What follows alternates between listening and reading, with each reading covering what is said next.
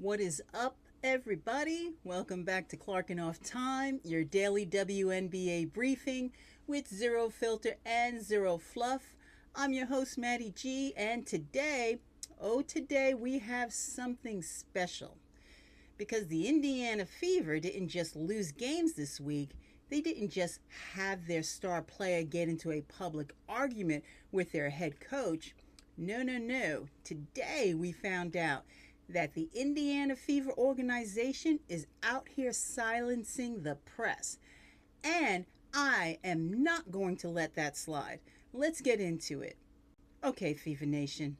Before I even get to the scores and stats, I need to address the biggest story coming out of Indiana right now. And it has nothing to do with what happened on the court. Scott Agness, if you follow the Indiana Fever basketball, you know that name. He's the beat reporter for Fieldhouse Files. He covers both the Fever and the Indiana Pacers, and he has been one of the most reliable sources of Fever news for a long time. Well, on Tuesday, Scott Agness revealed that the Indiana Fever organization has revoked his press credentials. They took away his access. They banned him from covering the team. And why? Because he had the nerve to report the truth about Caitlin Clark's back injury situation from May 20th. You remember that. Clark was late. She was a late scratch from the Portland Fire game with a back injury, and the Fever had not properly listed her on the injury report ahead of time.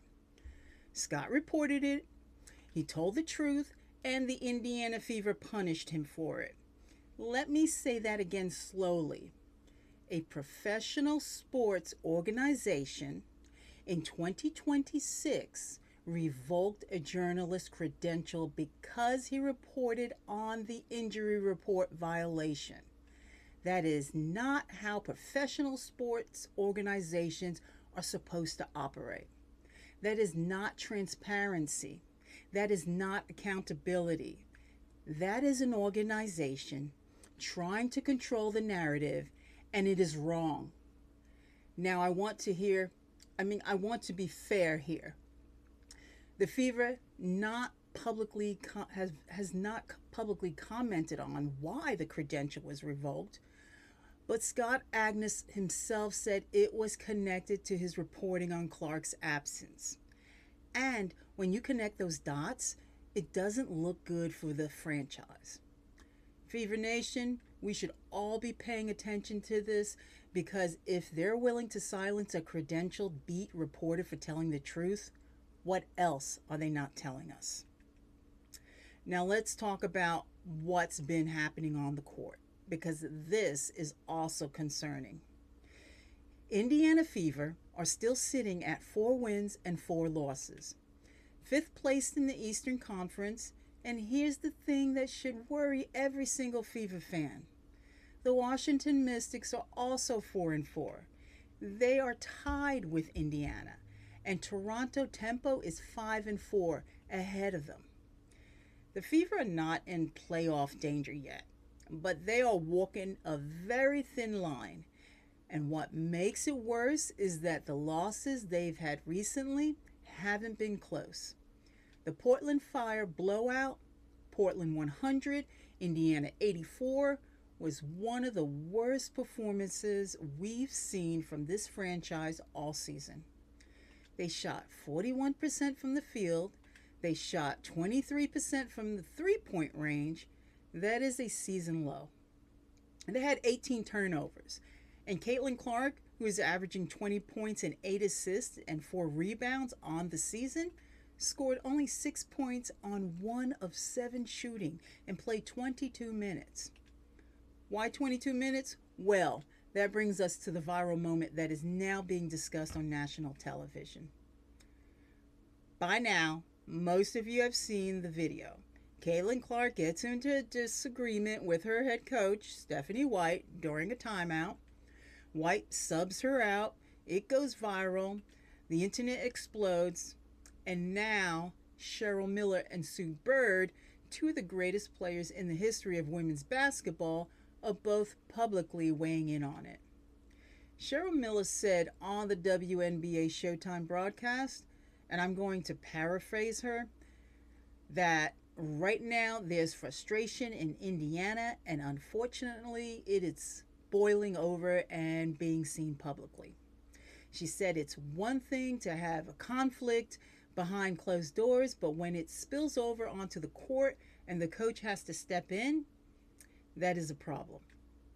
Sue Bird, who gave Clark some grace because of her enormous pressure she's under, still said that when Clark is frustrated, when she's not getting calls, those are areas she needs to improve.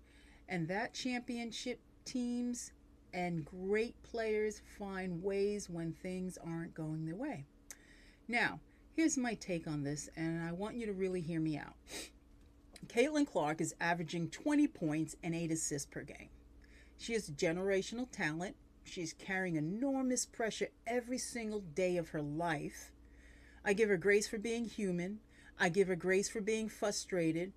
But, and this is a big but, when Cheryl Miller and Sue Bird, two people who have seen everything in this sport, are both publicly saying something needs to change, you listen to that. Those are not haters. Those are not people who want Clark to fail. Those are women who want her to be great. And now we're learning that after that blowout loss in Portland, the Fever held a frank team meeting, a long conversation between players and coaches to get everyone back on the same page. Sophie Cunningham confirmed it. Now here's my question. Fever Nation, does a team meeting fix 6-point blowout loss? Does it fix 18 turnovers? I guess we find out Thursday. Let's run through what happened around the league last night on June 2nd, because it was a busy Tuesday night. Atlanta Dream beat the Connecticut Sun 91-75. The Dream are now 6-2, still leading the entire Eastern Conference. Atlanta is quietly building something special, and I still feel like the national media is sleeping on them. They have been dominant and consistent all season long. Washington Mystics beat the Chicago Sky 90-72. That was 90-72. The Mystics are 4-4 and climbing. Chicago is now 3-6, and they are in serious trouble. The Sky are losing games by double digits, and there is no easy answer on the horizon for that franchise. Golden State Valkyries beat Portland Fire 95-77. Now, this one is interesting. The Valkyries, who beat Indiana by 2 points just last week, went out and handled Portland by 18. Portland is 6-5 now, and that blowout loss they handed Indiana starting to look a little less impressive. Golden State is for real at 6-3. Las Vegas Aces beat the Los Angeles Sparks 79-69. The Aces are back at 6-3 and looking like themselves again after that rough patch. The Sparks are 4-5 and hanging in there, but they've been very inconsistent this season. Let me give you a quick look at where everyone sits right now. In the East, Atlanta Dream lead at 6-2. New York Liberty and Toronto Tempo are both 5-4. Washington Mystics and Indiana Fever are both 4-4. Chicago Sky at 3-6, and the Connecticut Sun are at 2-9. They are in rough shape. In the West, Minnesota Lynx are still on top at 7-2. Dallas Wings, Las Vegas Aces, and Golden State Valkyries are all tied at 6-3. Portland Fire at 6-5. LA Sparks at 4-5. Seattle Storm at 3-7. And Phoenix Mercury at 2-8. Can we please talk about the Minnesota Lynx for a second? 7 wins and 2 losses. They just went to Phoenix and dropped 111 points on the Mercury. 111. They are quietly assembling one of the best records in the entire league, and nobody is talking about them because all the attention goes to Caitlin Clark and the Fever drama.